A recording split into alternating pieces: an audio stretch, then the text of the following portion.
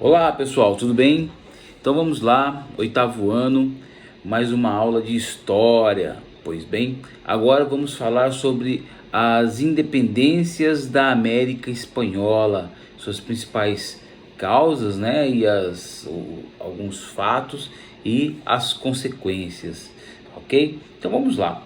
O primeiro a gente vai falar o que é América Espanhola. O que vem a ser América Espanhola? América Espanhola é o conjunto, né, de regiões, o conjunto de colônias que pertenciam à Espanha, colônias estas na América, né, que iam desde a região onde hoje é os Estados Unidos até o sul da América do Sul, né, até inclusive parte de onde hoje em dia é o Brasil, beleza?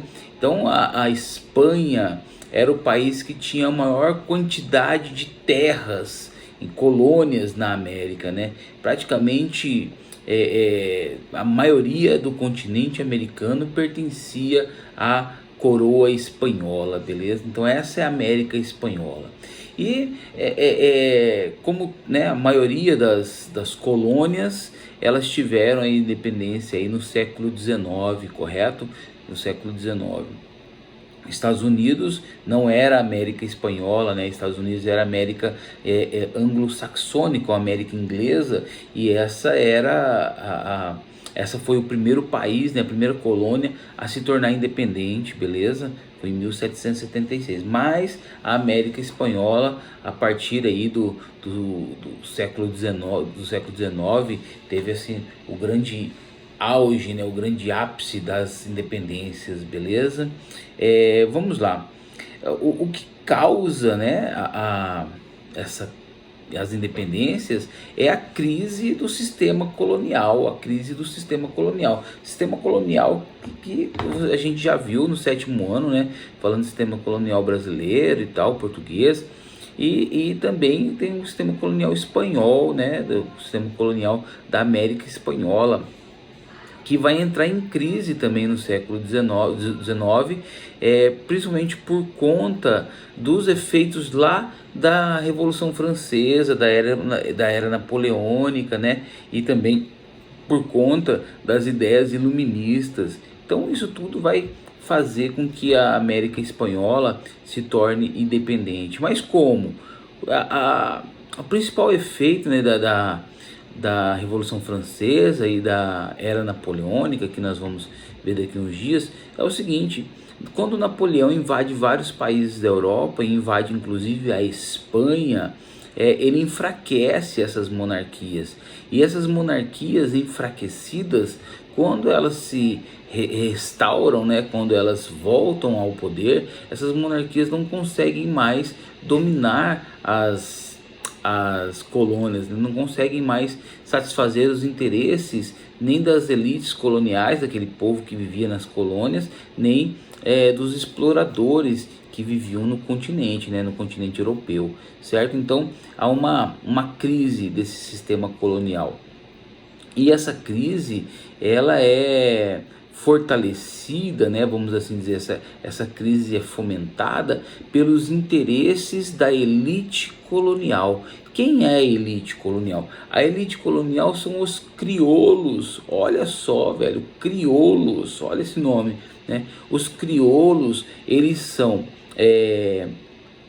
colonos, né, espanhóis, colonos da América Espanhola, enriquecidos. Eles são a elite econômica, eles são os grandes produtores rurais, né, eles são os grandes comerciantes, eles são americanos, ou seja, eles são nascidos na América, né? Eles são nascidos na América e eles têm o poder econômico. No entanto, essa galera, esses crioulos, eles não têm o poder político, eles não mandam na política, porque quem tem o poder político são os chapetones. Chapetones. Os chapetones são espanhóis, ou seja, nascidos na Europa, que vão para a América, né, para a América Espanhola, para governar a América Espanhola, beleza? Esses têm o poder político. No entanto, eles não têm, né, na maioria das vezes, eles não têm o poder econômico. O poder econômico está na mão da elite crioula, beleza? E você tem também alguns interesses do povo, né? Do povo nativo, né? Alguns oriundos do povo nativo, né? Esse povo de baixa renda, da classe baixa da sociedade. Essa galera também tem alguns interesses na independência, beleza? Então cria-se um ambiente propício para a luta pelas independências. Isso acontece a partir do século XIX, né, em vários países da América Espanhola, e ele tem como, vamos dizer assim, como grande incentivador também, tem um grande interesse por trás disso, que é o interesse da Inglaterra, porque nesse momento a Inglaterra é uma nação altamente industrializada para os padrões da época, era praticamente a única nação industrializada, e a Inglaterra tem interesses em aumentar o seu comércio com essas regiões, né? E esse comércio que a Inglaterra tinha com essas regiões é um comércio limitado por conta do pacto colonial, né? A Inglaterra só podia vender para a Espanha e a Espanha vendia para suas colônias. Então isso limitava os lucros ingleses, isso limitava o comércio de produtos ingleses com essas regiões. A Inglaterra queria expandir a sua área comercial. Então a Inglaterra acabou servindo como, vamos dizer assim, uma grande influenciadora nessa luta pela independência, porque a Inglaterra tinha interesses.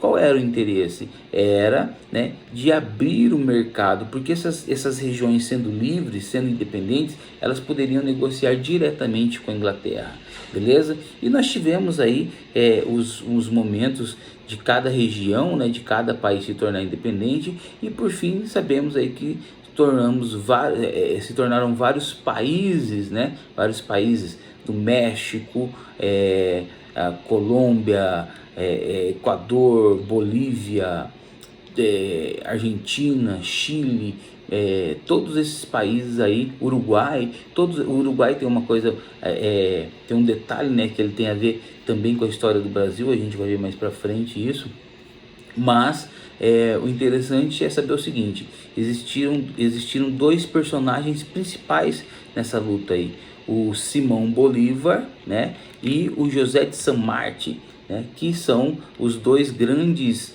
vamos dizer assim, os dois grandes generais da independência da América Espanhola, beleza? Essa independência trouxe consequências, né, políticas, sociais e econômicas. Políticas, a principal era que a partir da independência, essas regiões, elas se tornaram politicamente independentes, né? Então elas não tinham mais ligação nenhuma com a Espanha, ligação política nenhuma com a Espanha, e elas tinham também foi tomado o poder por elites políticas locais, por líderes políticos locais, né? Não houve a centralização política, a centralização do poder, como aconteceu no Brasil, por exemplo, que se tornou um grande país, né, territorialmente, né, um país gigantesco. Não, a América Espanhola ela foi fragmentada, né, para atender os interesses políticos de cada líder regional, de cada elite regional. Então houve essa independência política em relação à Espanha e houve essa fragmentação política para atender os interesses de cada líder, de cada elite política de cada região. As transformações sociais, as consequências sociais, elas foram relativamente poucas, né? Porque não mudou a estrutura social, né? A sociedade permaneceu a mesma, na maioria dos países acabou a escravidão, né? Chegou ao fim a escravidão, mas mesmo acabando a escravidão, não houve vamos dizer assim, uma política que beneficiasse as camadas baixas, as camadas pobres da sociedade, né? Continuou a mesma estrutura com os ricos dominando politicamente e economicamente, e os pobres trabalhadores com a mesma situação social. Salvo, né, o caso do Haiti, que é um caso que deve ser estudado à parte. Depois a gente vai estudar sobre o Haiti. A independência do Haiti, ela foi um modelo de transformação total, né? Porque mesmo a sociedade ela mudou, né? A economia mudou, houve uma inversão da pirâmide social, né? Pelo menos no primeiro momento, né? Então ela foi um caso diferente. E consequências econômicas. A economia, né, deixou de ser uma economia colonial, uma economia derivada da economia da metrópole, né, dependente da economia da metrópole. Ela passou a ser uma economia independente, sozinha, mas com muita influência da Inglaterra. A Inglaterra dominou economicamente a América Espanhola a partir de então. Beleza? É isso, pessoal. Resumidamente aqui, né, uma explicação voltada diretamente para as nossas questões 1 e 2 do caderno base, beleza? Do caderno base volume 2, isso para nossa rede municipal. Tranquilo? Valeu. Tchau, até mais. Pode desligar agora, beleza? Agora vai fazer o exercício. Isso, tchau.